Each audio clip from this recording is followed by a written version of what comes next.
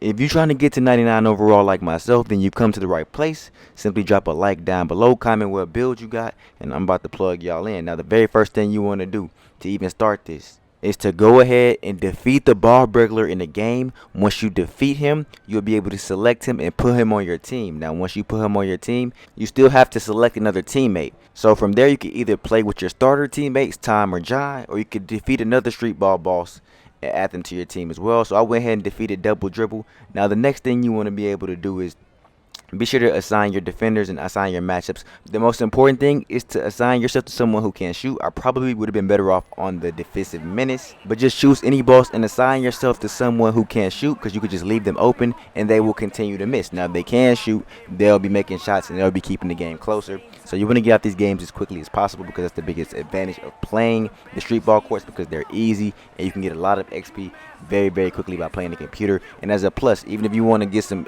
XP with your friends, you can do co-op as well, and that will work to get some fast progression and some XP as well. In this matchup, we're going against Mop Sauce, so we're finna sauce him up, do him dirty, and I'm gonna let y'all know the method. I'm gonna show y'all a very surefire way to continue to do this as quick as you possibly can. Now let me go ahead and explain what we're trying to do with the ball burglar. So essentially, we're gonna be putting the ball burglar in a pick and roll and throwing him alley-oops. Now there is an easy way to try to get alley-oops in this game. If you stand back deep, like kind of behind half court, and you call for a pick using LB on Xbox, L1 on PlayStation, run out Y, and once the ball burglar run past his defender, double tap Y on Xbox, double tap triangle on PlayStation, and throw the alley-oop. And essentially, as long as he beats him, you will be able to throw that alley-oop every single time, every single possession. Now, I do have to play some defense here, because this time I am guarding a playmaker that can actually shoot. But if you guarding someone that can't shoot at all, you can literally sit in the paint like this and let them shoot. But as you can see, I sat out there and he smoked the first one. Now I'm dribbling the half court. I'm trying to get close to the ball burglar, so when I call for the pick, he comes, but my other teammate comes. So it would be good if you have two teammates that can catch alley-oops. That way it won't matter who comes and set the screen, but me, I need the ball burglar to come set it. I'm still close to the half court line. He beats the defender. I throw the alley-oop. He catches it. He dunks. And now we're in good position. Now it does help that I do have 80 passing on this build right now. It does go up to 85. So if you don't have passing, it might be a little bit more difficult for you. Or if you're big or somebody else that can dunk, maybe you'll be better off setting the pick and cutting and throwing alley-oops to yourself. That will help as well. And understand that you will commit turnovers sometimes, but you just got to try to limit those turnovers when throwing the alley-oops, because if they don't set the pick right or they don't roll off of it correctly, he might not take the right angle. But like I said, if you get deep enough behind half court or close to half court, more times than not, they'll have enough space, enough time to run past the defender, and they'll give you an angle to throw the ball and complete the pass. Now here you can see I'm sitting in the paint. I want him to throw it out to my guy. He's not throwing it. I'm still kind of sitting there baiting, because I don't want them to hit a three. He misses another one. So apparently this guy really can't shoot, at least thus far in the game. So right there, I put a move on him. Wrong person's come to set the screen. Now I got the ball burglar in the corner, but I really should take a step back so he has more time to run past his opponent, because as you can see here, I throw a decent pass, but the defender is right there on top of that, so he steals the pass because I couldn't run past him properly early enough, because I wasn't deep enough behind half court. But if you set it behind half court, that's the best way. I feel like the best approach to get it the most consistent way. The only issue I was really having was that my other teammate would sometimes try to come set the screen. So I would try to be closer to the ball burglar so he can kind of try to come set it consistently.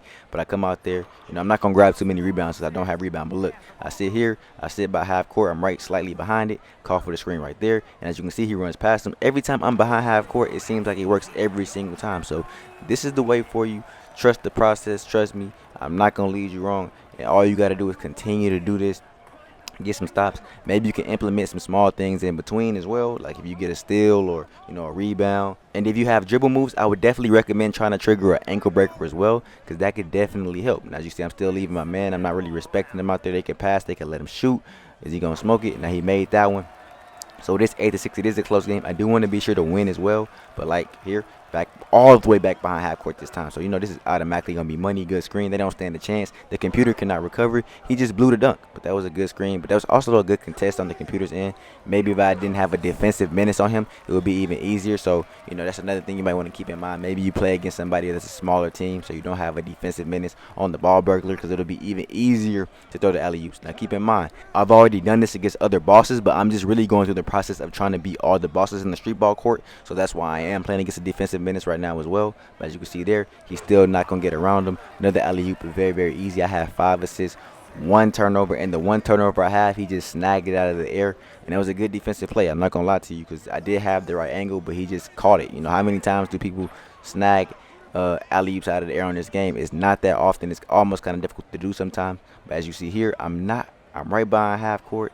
I set a good screen. The defensive minutes kind of rose back, but the ball burglar briefly hesitated, and the timing of the pass was off, so I didn't make the pass there. So, you know, I didn't get a perfect roll. You get that perfect roll without the hesitation, they will catch it. So that's just some small things to keep in mind if you're trying to throw alley oops. If they hesitate or stop, the timing's going to be off. You're going to be throwing the ball, and they're not going to be there to catch it. So he wasn't there. Let's see if we can get another stop here. The ball burglar gets another stop. So I get the ball back. I try to throw a self alley-oop to myself. Forgot they changed the buttons this year. No, I haven't even tried it this year using the new buttons, but I believe it's A and B on Xbox, and it should be X and circle on PlayStation if you want to throw a self alley-oop to yourself, because I know last year while throwing alley-oops sometimes on fast breaks, our teammates would throw them to themselves when they mean to throw it to us or vice versa. As you see there, I get back behind half court. I call for that screen. I roll. This is a good roll right here. That's money. You can tell how he gets the animation every single time. So I do have a few turnovers, but, you know, some of them you can see why I get the turnovers and how I get the turnovers. But if you set the screen right and he comes to set it behind half court in the perfect way, then you're pretty much going to get the alley-oop every single time, and you won't be missing any alley-oop dunks. And one of those turnovers, mind you, was a snag. Don't forget about the snag there. So I'm still behind half court. Try to get a little bit closer to his side of the court so he be sure to set it. Call for it again. He rolls. That's a good roll. That's a good alley-oop. That's a dunk, and that's on the defensive minutes. So we want to try to shut the court down and get out of here and get our XP as quickly as possible. So it's looking very good. It's looking very smooth. The computer really can't stop this play, but at this point it's about implementing more methods in this to try to get the most XP possible. So let us know down below how much XP you're getting for your street ball games, what methods y'all are using if y'all getting more. I have heard some people say they're getting about 30,000. I personally haven't gotten 30,000, but at the same time I haven't tried to implement multiple methods in one. I just tried to do something very quick and easy, and this was quick, easy, and you know you can get out of these games very, very quickly, especially if you're not turning the ball over, and especially, like I said, if you're guarding somebody who can't shoot at all. If they can't shoot at all, then you're just going to be getting the ball back, running in transition like this, and then you set that screen. He's coming back out there, roll to the basket. He beats him every single time, bro. It's pretty much a lock, you know what I mean? So I got y'all plugged in on the methods for sure. And it also looks like I'm about to shut down the court. Now, keep in mind, if you come over here, this is a good place to get some badge progress as well. So if you need your badges, I definitely recommend coming over here. They don't let me get that steal, so that's dragging out the game. So that's stepping out of bounds. I'm better off just letting them shoot, because I should have been out of this game if I didn't have those 3 turnovers. But like I said, it happens sometimes. And after you do this a few times, you definitely will get better, and you definitely will get more effective and efficient. And if you're trying to focus on going against the easiest street ball bosses, that'll be a lot easier as well. You won't have to worry about no defensive minutes. But as you see there, the court has been shut down. Now it's going to be the part of the game where I show you how much XP I got just for throwing alley-oops and chilling in a quick street ball game. So it's fun to pop up on the screen. Seeing I got 10 assists, all off alley-oops. Ball burglar 20 points, 14,600 my points. Let me know how much y'all getting down below. But anyways, if y'all enjoyed the video, be sure to drop a like, subscribe to the channel if you're new. Until next time, Densky out.